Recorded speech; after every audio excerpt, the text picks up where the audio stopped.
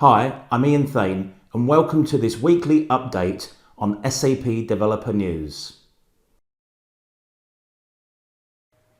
Hey folks, Rich Howman here, developer advocate, SAP Devs.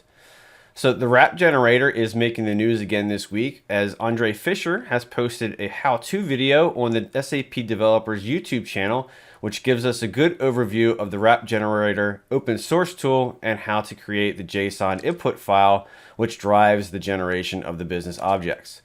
Andre also hints to eventually having similar functionality built directly into the ABAP platform in the future. If you haven't had a chance to check out the Wrap Generator tool, check out Andre's updated blog post and of course this new video to get started.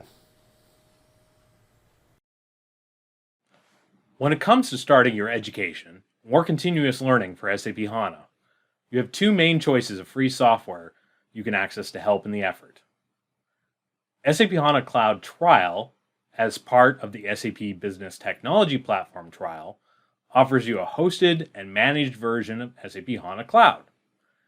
This version represents the latest capabilities of SAP HANA, specifically designed to take advantage of elastic cloud computing. In this case, SAP provides the infrastructure to run this HANA instance at no cost, and upgrading is as simple as a single button press. But maybe you want to also install SAP HANA locally, or maybe you need a version that matches exactly the capabilities of HANA 2.0.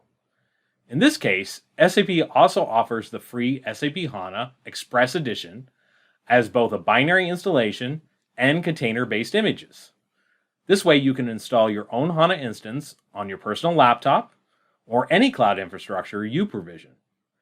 We are happy to announce that this week sees the latest release of SAP HANA Express Edition, finally bringing the upgrade to HANA 2.0 SPS 05 revision 54.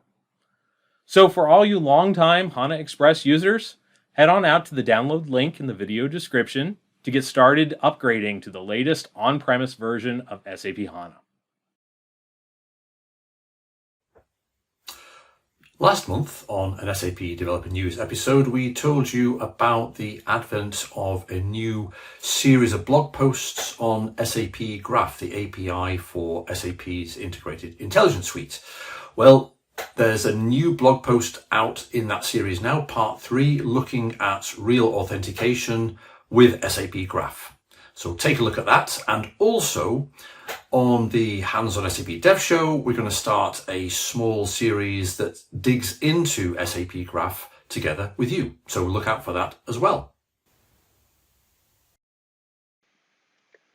Earlier this week, we saw a fascinating blog post by Philip Becker in which he announces the beta availability of the SAP Private Link Service.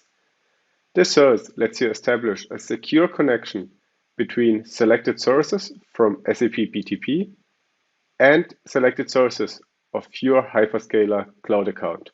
In other words, the private link service lets you connect sources from both platforms via a private network connection to avoid the need for public endpoints and data transfer via the public internet.